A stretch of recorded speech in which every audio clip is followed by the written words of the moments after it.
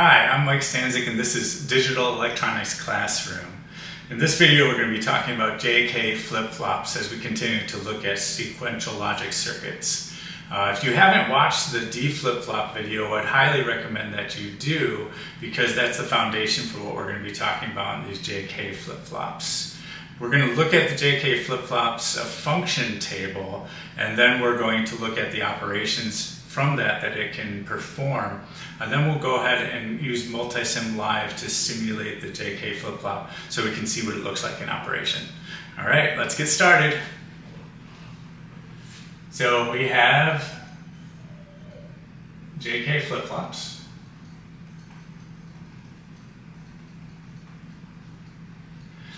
And I want to look at the four possible state changes we could have. So there's four possible state changes for a 1-bit memory element. And so 1, 2, 3, and 4. So the first thing is no change at all. And then we would say in this is that the output of the next available output is equal to the current output. So Q of t plus 1 is Q of t. And then we have, excuse me a second, and then we have reset, and reset to 0, the value 0. And then we have set to the value 1, and then we have toggle. And so toggle says that the next state is going to be equal to the inversion of the previous state. So we have four particular operations that we could use. Now for the D flip-flop, can set and reset. Whereas the JK flip-flop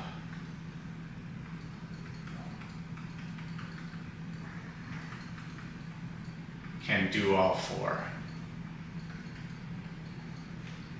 So the JK flip-flop has a function table that looks like this.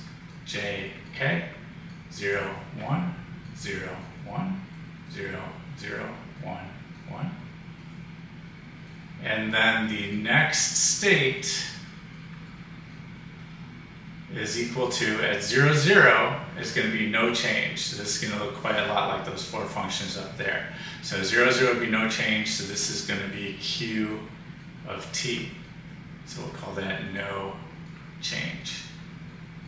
And then 0, 1 is going to be reset. Oops. So the next value is going to be 0. So that's a reset. 1, 0 is going to give us a 1, so that's a set. And then 1, 1 is going to give us QT bar. It's going to be the invert of where we're currently at. So we call that a toggle.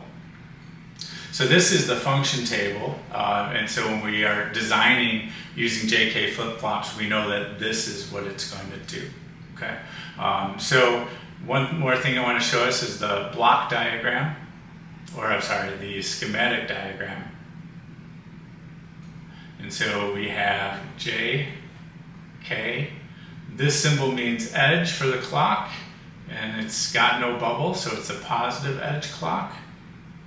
So we got positive edge clock, we got JK coming in, we got Q, and then Q bar. So we're giving ourselves not only the output Q, but an inverted output as well if we wanted it.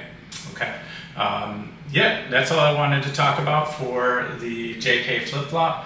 Introduce you to its function table. It's able to do all four of the possible operations on a 1-bit memory element, and that gives it a lot of power, and so that's why you might use it instead of a D flip-flop. The D flip-flop is simple and transparent, and so that's often the way that designs go. But if you wanted to use the JK flip-flop as well, it's available to you. Okay, let's take a look at a simulation now. So I've already built up the circuit.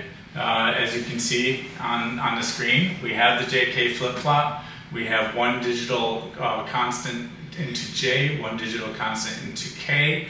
We have a clock of 1 hertz, and then we have an output on the clock and the output. There are probes.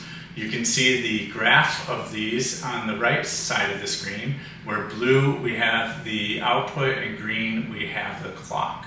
And so let's go ahead and turn this to 0, 1 to set the value at 0, and then 0, 0. So now we're at the no change situation. So the value of Q is 0, as you can see in blue, or right here. And as the clock is cycling on each of these positive edges, we can see nothing happens to that blue value. It stays at 0. And that's what we expect, because 0, 0 in the function table for JK is no change.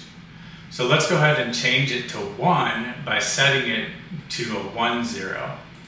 1, 0 is the set, and so we can see the blue changes to a 1. Now, I made the blue signal, the output signal, 5 volts instead of 3.3 volts, so we can distinguish it from the clock signal. So that's why, if that looks a little strange to you, that's why I've done it. And so now if I turn it to 0, 0, what's going to happen? Is it going to go back to 0?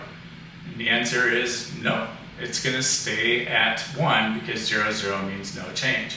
If I want it to go back to 0, I'll either have to toggle it or reset it to 0. So I'm going to reset it to 0.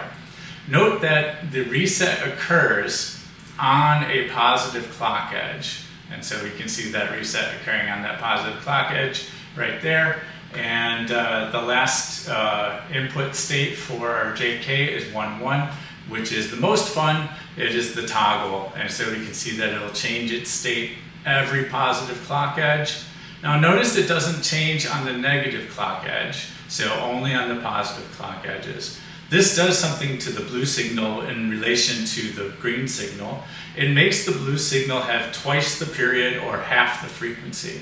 So this configuration, just a toggle on a flip-flop, gives us a frequency divider circuit. So we're taking the same square wave here with 50% duty cycle, and we are taking its frequency and dividing it by 2. And I can tell that by the period having double the time interval, or I can tell that just because it only flips on the positive edge instead of on both edges. So hope you enjoyed that. That's all I wanted to share with you today. My name is Mike Stanzik. This is Digital Electronics Classroom. Thank you for watching. Be sure to like and subscribe, and have a wonderful day.